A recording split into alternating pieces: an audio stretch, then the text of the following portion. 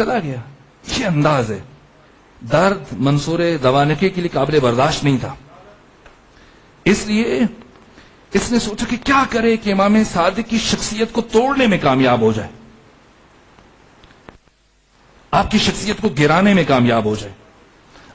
مدینہ جو روحانیت, علم اور معرفت اور قداست کا مرکز بن چکا ہے, اس مرکزیت کو توڑنے میں کامیاب ہو جائے, لوگوں کو اپنی طرف متوجہ کرنے میں. جہاں بھی جاتا ہے اس کو احساس ہوتا ہے کہ کوئی اس کی شخصیت نہیں ہے. بظاہر حکمران ہے, ہزاروں محافظ ہیں, سپاہی ہیں, ننگی تلواریں, آگے پیچھے ہٹو بچو, لیکن جہاں چلا جائے, حج کے اوپر چلا جاتا ہے, وہاں کبھی سامنا ہو جائے ادھر امام صادق کے تو دیکھتا ہے کہ دنیا بڑھ رہی ہے, پاؤں چوم رہے ہیں لوگ, ہاتھ چوم رہے ہیں, آگے بڑھ رہے ہیں امام کی طرف, راستہ چھوڑ رہے ہیں.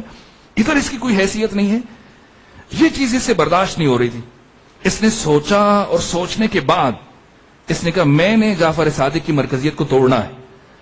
اس نے امام صادق کے شاگردوں میں سے ہی ایک کو تیار کیا جو زیادہ مشہور تھا, اپنی لیاقت اور قابلیت کے اعتبار سے نام پیدا کر چکا تھا, 2 سال پڑھا, اور خود اس کا اعتراف ہے.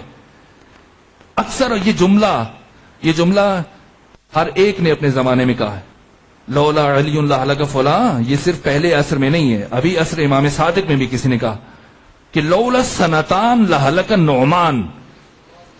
اگر جعفر صادق کی شاگردی میں 2 سال مجھے میسر نہ ہوتے تو میں ہلاک ہو چکا ہوتا. بالآخر سے رابطہ کیا, کہا نعمان, جعفر صادق کو میں نے بلانا ہے اور تم نے ان کے ساتھ گفتگو کرنی ہے, بحث کرنی ہے, مناظرہ کرنا ہے.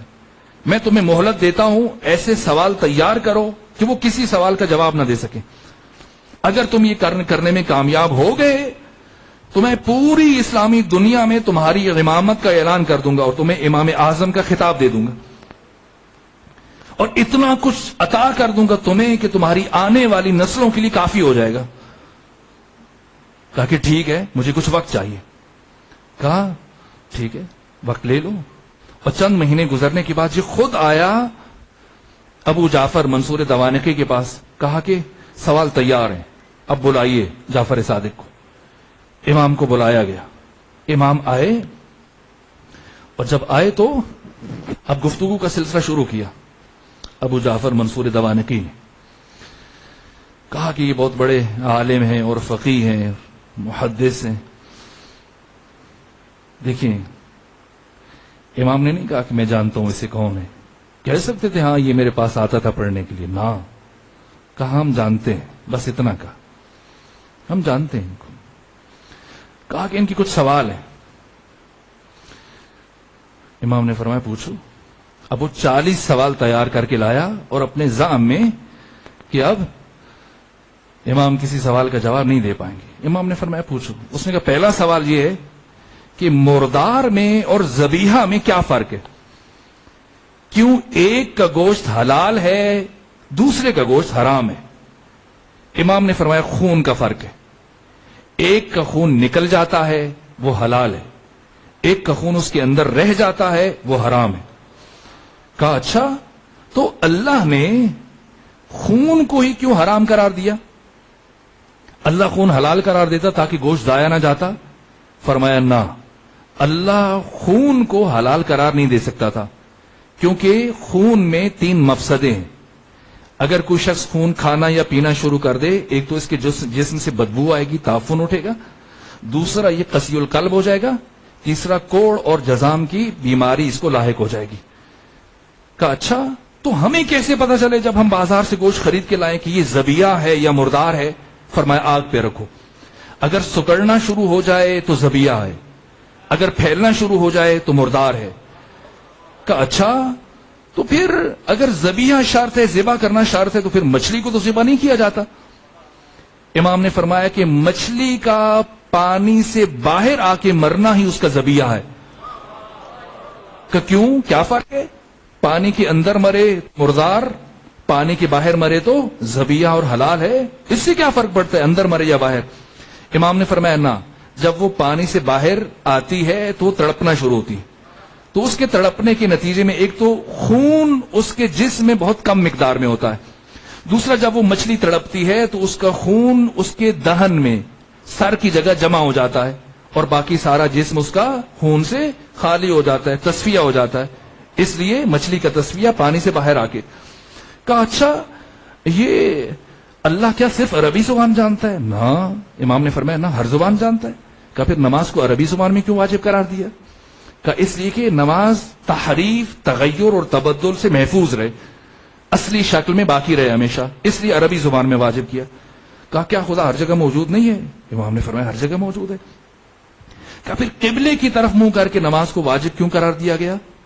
امام نے فرمایا نظم و ضبط کے لیے. کہا اگر اسلام میں نظم و ضبط کی اتنی اہمیت ہے تو پھر موت کا ایک وقت اور سبب اور مرض معین کیوں نہیں کیا؟ امام نے فرمایا یہ رحمت الہیہ کے خلاف ہے. اگر وقت معین ہو جائے، سبب معین ہو جائے، مرض معین ہو جائے تو لوگ موت سے غافل ہو جائیں گے اور اسی غفلت کی حالت میں ان کی موت آ جائے گی، عمل سے دور رہیں گے.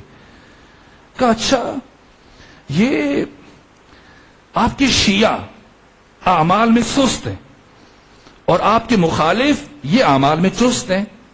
آپ کے شیعہ نماز میں سستی کرتے ہیں، روزے میں سستی کرتے ہیں، حج میں، لیکن آپ کے جو مخالفین ہیں یہ بڑی چابک دستی سے اعمال بجا لاتے ہیں. امام نے فرمایا وہ اس کی وجہ یہ ہے کہ شیطان نے ہمارے شیعوں کو عقیدے میں گمراہ کرنے کی کوشش کی تو ناکام ہوا، اس لیے عمل میں گمراہ کرنے کی کوشش کرتا ہے تو اسے کچھ کامیابی ہو جاتی ہے، اور تم اعمال میں اس لیے چست ہو کہ وہ تمہیں عقیدے میں گمراہ کرنے کے بعد مطمئن ہو گئے کہ عمل میں لگے رہو، اس میں کیا رکھا ہے. اس نے پوچھا کہ یہ اولاد فاطمہ ہونا اور سید ہونا یہ کون سا بڑا شرف ہے؟ امام نے فرمایا کیا یہ شرف کم ہے کہ ہم کسی کے نسب میں شامل ہونے کی کوشش نہیں کرتے لیکن ہر کوئی ہمارے نسب میں شامل ہونے کی کوشش کرتا ہے. کہا کہ ایسی جنت کا کیا فائدہ کہ انسان تو جنت میں چلا جائے، اس کے بھائی بہنیں ماں باپ دوست جہنم میں چلے جائیں، اب جب بھی ان کی یاد آئے گی تو جنت اس کے لیے جہنم بن جائے گی. تو ایسی جنت کا کیا فائدہ؟ یا تو سب چلے جائیں تو اکیلا جائے گا تو ہمیشہ دکھی رہے گا، حزین محزون پریشان غمگین رہے گا، اداس رہے گا. امام نے فرمایا ایسا نہیں ہوگا. جنت میں پہنچنے کے بعد انسان کی عقل کامل ہو جائے گی، اور جب عقل کامل ہو جائے تو دوستی اور دشمنی کا معیار صرف خدا رہ جاتا ہے، اور جب معیار خدا بن جائے تو وہ اللہ کے دشمن کو کبھی اپنا دوست نہیں سمجھ سکتا، نہ اس کی یاد میں تڑپے گا. بالآخر مختصر کیا جائے، اب وقت ختم ہو رہا ہے. کہا کہ کیا یہ اعمال مادی ہیں؟ امام نے فرمایا نہیں، اعمال مادی نہیں. کہا پھر قرآن نے کیوں کہا کہ قیامت کے دن اعمال کو تولا جائے گا؟ اگر مادی نہیں ہے تو وہ میزان کیسا ہے؟ مادی چیز کو تولا جا سکتا ہے، تو اگر یہ اعمال مادی نہیں ہے، معنوی ہے، روحانی ہے، تو تولا کیسے جائے گا؟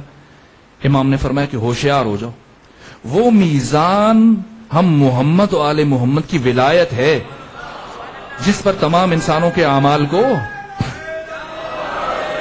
اور یہ میرے جد بزرگوار رسول اسلام نے فرمایا تھا کہ ایک شخص اگر قائم اللیل ہے، صائم النہار ہے، دائم الخیرات ہے، ساری رات کھڑے ہو کے عبادت کرے، سارا دن روزہ رکھے، نمازیں پڑھتا رہے، کوئی ابو قبیس کی مقدار کے برابر سونا اور چاندی راہ خدا میں دے دے، صفا و مروہ کے درمیان صحیح کرتا ہوا ناحق بے گناہ مارا جائے، اگر وہ ہماری ولایت کا عقیدہ نہیں رکھتا تو جنت دور کی بات ہے، جنت کی خوشبو سے بھی محروم رہ جائے گا.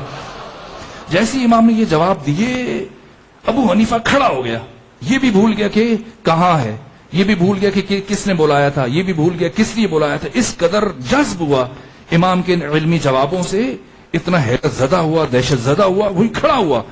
کہا جعفر صادق ابو حنیفہ اللہ کی قسم کھا کے اعلان کرتا ہے کہ چشم فلک نے، آسمان کی آنکھ نے اس کائنات میں آپ سے بڑا عالم نہیں دیکھا ہے. خود اعتراف کیا. بہرحال امام وہاں سے تشریف لے گئے، چلے گئے. نہیں، آج وہ عزاداری کا بھی وقت ہے اور سینہ زنی بھی کریں گے اور تابوت بھی برآمد کیا جائے گا، اس لیے اب میں یہیں پہ رک رہا ہوں، اور ضرورت اگر پیش آئی تو بعد میں امام کی سیرت کو مزید پڑھا لیں گے، لیکن اب خلاصہ کرنا چاہتا ہوں، ختم کرنا چاہتا ہوں.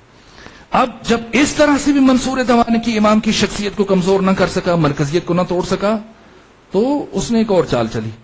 اس نے سرکاری سطح پر یہ حکم جاری کر دیا کہ اب اگر کوئی جعفر صادق کے پاس مسئلہ پوچھنے کے لیے جائے گا تو اسے سرکاری خزانے میں 1 دینار ٹیکس جمع کروانا پڑے گا، اور اگر کوئی ہمارے امام کے پاس مسئلہ پوچھنے کے لیے جائے گا تو اسے انعام کے طور پر 1 دینار ملے گا، انعام ملے گا. تو اب مومنین تو پریشان ہو گئے نا، پریشان ہو گئے. اب ایک مومن آیا, کہا کہ دن میں کمائیں, گھر چلائیں یا پھر خزانے میں دیں, اب تو آپ سے زیارت کرنا بھی مشکل ہو گئی, مسئلہ پوچھنا بھی, آپ کے پاس آنا, پہلے تو چلیں آ جاتے تھے کام کرنے کے بعد دین سیکھنے کے لیے, اب کیسے آئیں کہ اگر کمائیں تو پھر آپ کے پاس آنے کے لیے دے دیں تو گھر کیسے چلائیں, اور گھر چلائیں تو آپ سو مسائل کیسے پوچھیں. امام نے فرمایا دیکھیں مشکل کشا کے بیٹے ہیں نا, کہا کہ اس میں پریشانی کیا بات, پہلے وہاں جایا کرو حکومتی ملا کے پاس, مفتی کے پاس, اور وہاں سے 1 دینار لے کے آ جایا کرو, اور پھر جعفر صادق کے پاس آ جایا کرو اور یہاں سے دین لے کے چلے جایا کرو.